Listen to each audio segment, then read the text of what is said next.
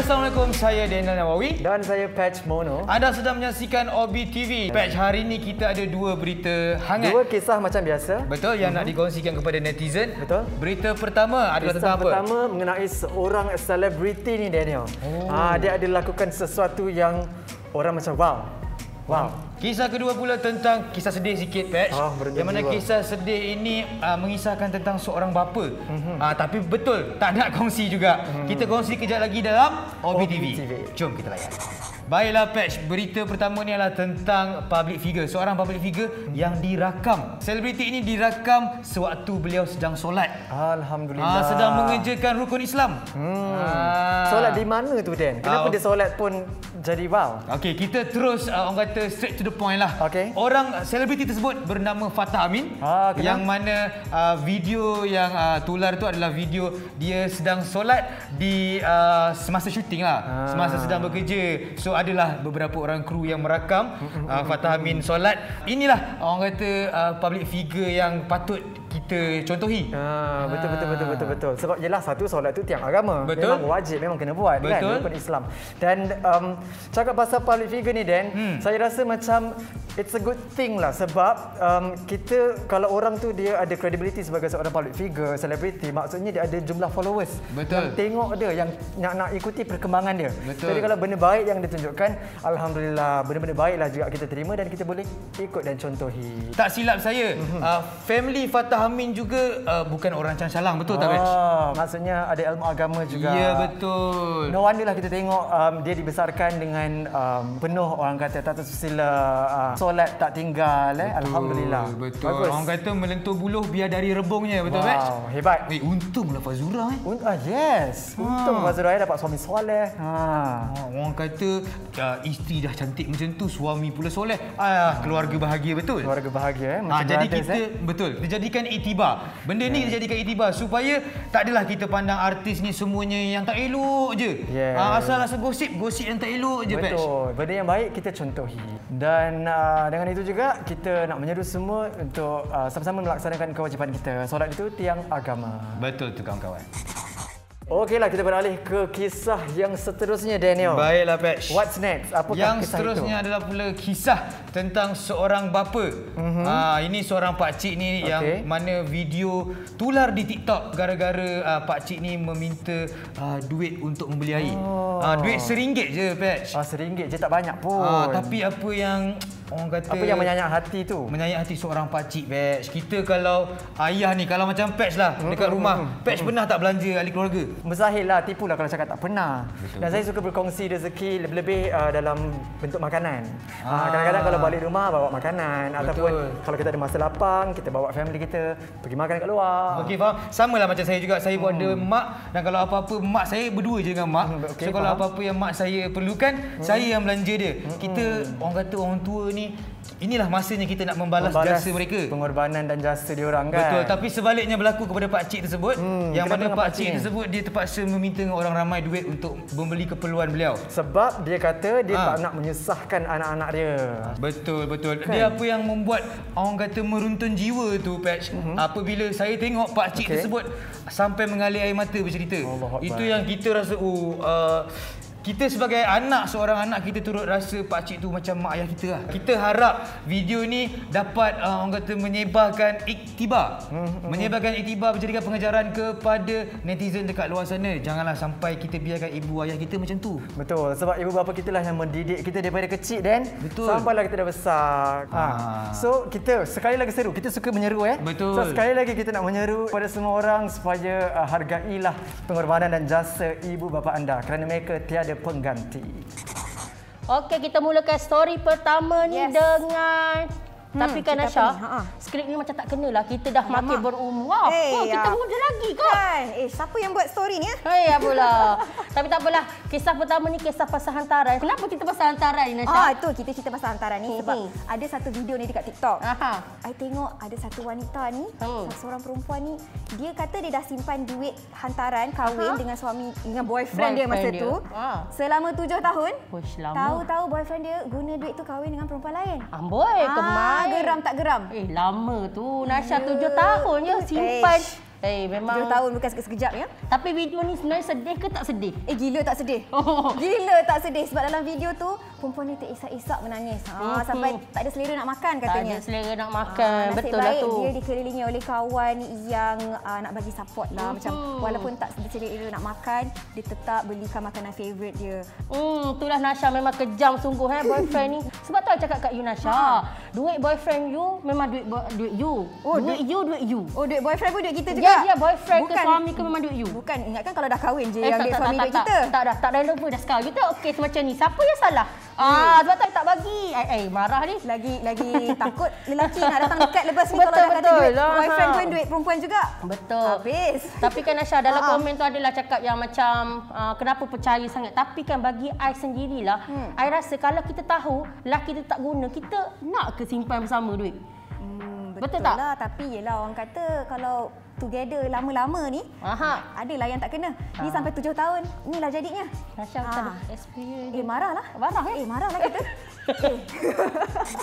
Okey, story seterusnya Nasha. Tadi kita dah cerita pasal sedih. Kali ni rasanya macam sedih jugalah. Sedih juga sebenarnya. Tapi sebelum tu nak tanya Nasha, Nasha tahun ni beraya dengan siapa?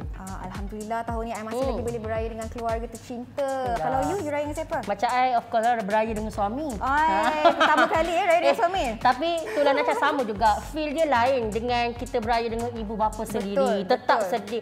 Tapi Nasha nak buat macam mana dah kerajaan pun bagi arahan macam ni. Dan kita seorang rakyat memang kena patuh agar dapat menangani masalah wabak COVID ni. Sama-sama lah. Sekarang ni masih lagi ramai yang degil Betul, ramai nak ikut SOP masih nak keluar walaupun dah kata jangan rentas negeri masih lagi. Cerita dia hari ni yang nak cakap adalah satu video TikTok lagi. TikTok lagi.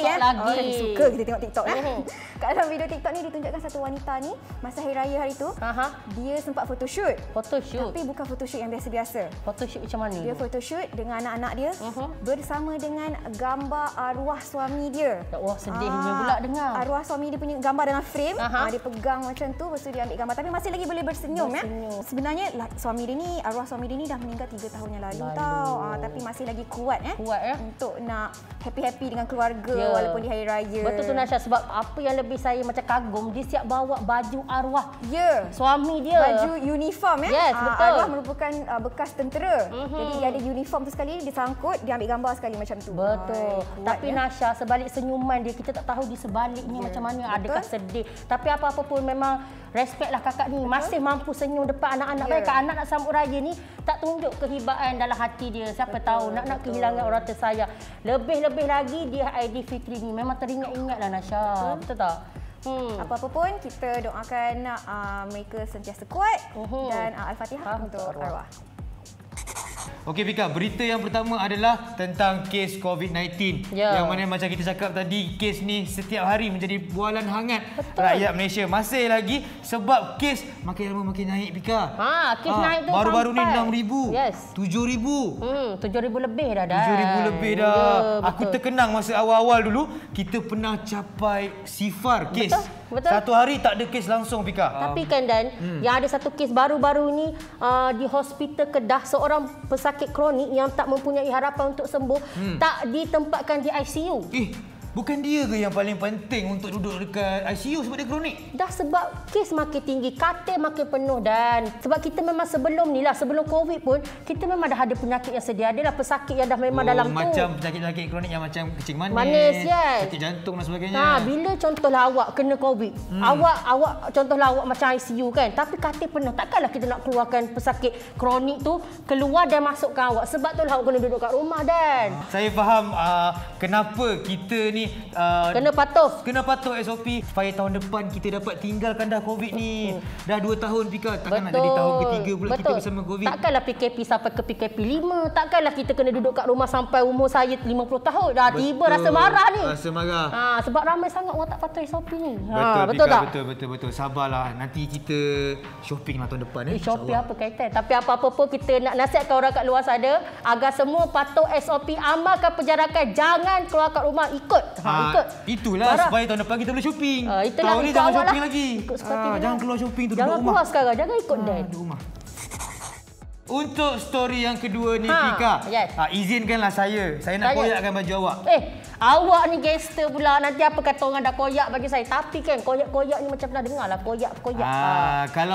Kalau Fika nak tahu, sebenarnya perkataan koyak tu dah sampai dah dekat Israel sekarang ni. Oh, kenapa tu dah sampai kat Palestin semua. Dah trending orang kata. Dah trending. Kenapa? Sebab apa? Semua perlu tahu. Sebab baru-baru ini ada salah seorang ahli politik kot daripada Israel. Dia buat satu video kepada rakyat Malaysia.